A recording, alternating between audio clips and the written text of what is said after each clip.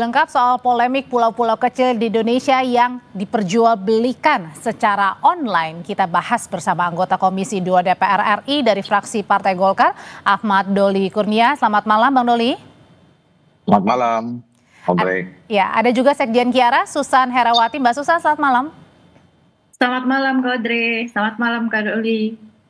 Selamat malam. Ya, saya mau tanya ke Bang Doli dulu. Bang Doli, ini pertanyaan masyarakat banyak nih. Pertanyaannya, kok bisa ya pulau-pulau kecil di Indonesia ditawarkan di situs jual beli online? Kalau tadi saya melihat tidak hanya di satu situs juga, Bang Doli, tapi banyak situs nih diperjualbelikan, terutama untuk Kepulauan Anambas misalnya.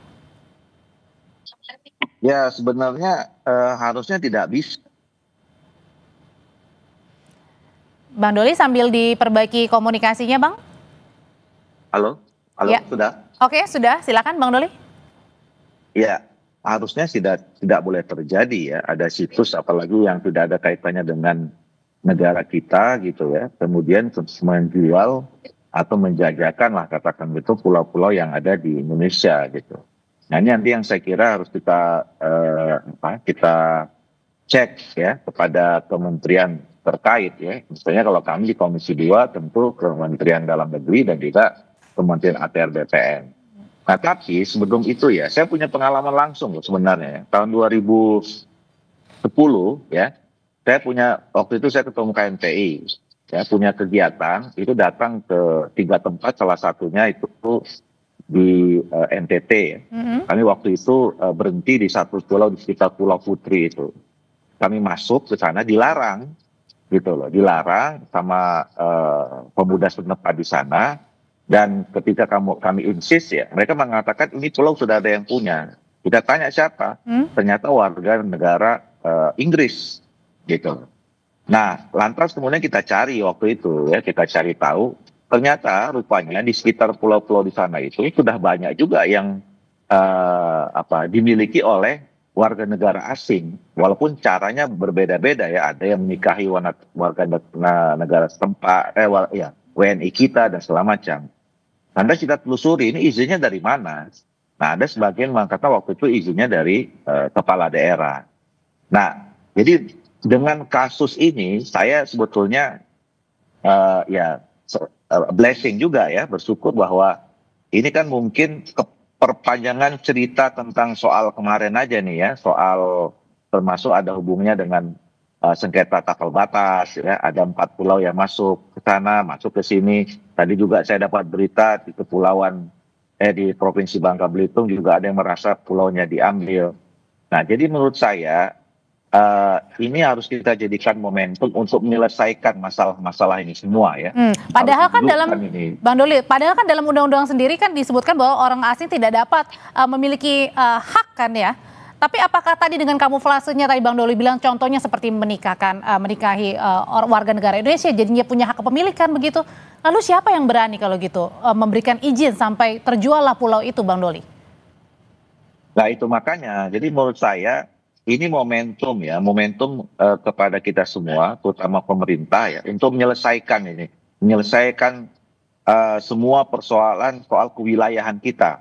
Ya, kewilayahan itu termasuk misalnya kedudukan pulau-pulau yang ada di kita, terus kemudian soal tapal batas dan seterusnya gitu ya. Nah kemarin kan ramenya soal Aceh dan Sumut itu akibat diterbitkannya SK ya, SK Kemendagri tentang pemutakhiran kode rupa bumi yang isinya itu adalah pemutakhiran kode terhadap administrasi wilayah pemerintah dan pulau. Nah itu harus dicek itu. Itu jadi berisi semua pulau-pulau dan pemerintahan dari Sabang sampai Merauke, dari Mangge sampai Pulau Rote. Nah mungkin kita bisa berangkat dari situ itu nanti, ya kan? Status apakah yang diterbitkan SK Kemendagri itu betul-betul di lapangan valid atau tidak? Jangan-jangan tadi itu udah ada yang jualin ke sana kemari kan? Nah, saya mau ke Mbak Susan kalau gitu. Mbak Susan, nah kalau tadi saya yakin juga pengalaman Bang Doli bukan hanya pertama saja, tetapi juga kalau kita melihat dari Kepulauan Anambas yang sekarang ini ramai diperjualbelikan bukan hanya di satu situs saja. Siapa yang paling berani atau ada kajian nggak sih siapa nih kira-kira yang bermain di balik ini? Iya, Kalau Bang Doli beberapa waktu lalu melihat memang ada privatisasi pulau, Kiara tuh dari 2018 sebenarnya pernah launching data, ternyata ada 100, setidaknya ya ada 110 pulau yang kemudian ini sudah jadi kepemilikan pribadi gitu ya. Yang paling dekat dengan kita contohnya di Pulau Pari gitu ya, itu 90%, tiba-tiba 90% dari pulau itu dimiliki oleh perusahaan. 10%-nya adalah BRIN. Berarti kan masyarakatnya entah tinggal di mana kan, gitu kan. Itu satu. Beberapa waktu lalu juga kami baru dari Karimun Jawa, Kepulauan Karimun Jawa, di Jepara, Jawa Tengah. Di situ ada penuturan menarik dari kawan-kawan di Karimun Jawa yang mengatakan bahwa ada satu pulau, namanya Pulau Merica kalau tidak salah, itu dijual sebesar 100 juta. 100 juta rupiah? Juta rupiah. Oke. Gitu. Dan ada juga di sana resort yang lumayan mewah, saya tidak perlu sebut nama, silahkan dicek di sana, modelnya seperti Maldives gitu ya, seperti resort yang ada di Maldives. Jadi kalau ada nelayan yang melintas saja mereka sudah pasti diusir gitu. Lalu siapa yang bertanggung jawab? Yang bertanggung jawab adalah orang-orang yang mengeluarkan izin ini gitu. Termasuk adalah aturan ATR BPN yang kemudian memperbolehkan 70% penguasaan pulau itu dimiliki oleh privat atau perorangan ataupun perusahaan. Bayangkan 70% gitu. Ini juga bukan angka yang sedikit ya, artinya negara hanya diberikan ruang sekitar 30%. Gitu. Berarti artinya bisa jadi dengan temuan itu para pengusaha yang menguasai 70% ini bisa jadi mereka yang bergerak di balik termasuk dengan jual beli pulau. Sudah pasti dia akan bekerja sama bukan hanya dengan orang-orang yang ada di daerah situ gitu, termasuk pemerintah setempat gitu, tapi juga ini pasti akan ditarik ke nasional. Tentu ini tidak lepas atau tidak luput dari pengawasan ATR BPN seharusnya gitu. Ini kan masuk datanya gitu. Nah, ini juga sih sebenarnya tadi Kak Audrey, situs-situs ini itu udah dari 2018 gitu. Jadi bukan barang baru gitu. Syukurnya memang naik lagi tadi kata Bang Doli bilang gitu ya. Jadi ada hal yang patut disyukuri, jadi kita atensinya juga ke sana. Situs ini sudah bertahun-tahun kami teriak soal ini, tapi memang tidak pernah ada satu respon pun gitu. Dulu tuh Tojo Una-Una itu di Sulawesi kalau tidak salah yang kemudian masuk di dalam salah satu daftar yang pulau yang dijual. Nah, oke. Mbak Susan sebentar, nanti sebelum ke sana lagi saya mau tanya lagi ke Bang Doli. Bang Doli tadi katanya ada keterkaitan juga untuk ATR BPN-nya sendiri. Sebenarnya ini hak atau pemberian ini dari mana? ATR BPN, kepala daerah, KKP kah? Nah ini yang sekarang saya kira tadi salah satu yang harus kita dudukkan. Sebenarnya kalau kemudian ada fakta ya, ternyata beberapa pulau, katakanlah tadi kita mengambil data yang disampaikan oleh Mbak Susan ini ya. Nah itu kita harus telusuri, mereka tuh dapatnya dari mana ya. Nah kami pun juga sebetulnya sedang mengumpulkan data-data dan kemudian informasi serta regulasi. Regulasi apa yang dipergunakan sehingga kemudian ada siapapun ya, apakah perseorangan, private atau kemudian perusahaan yang kemudian punya hak untuk membeli misalnya. Nah termasuk siapa yang memberi kewenangan itu.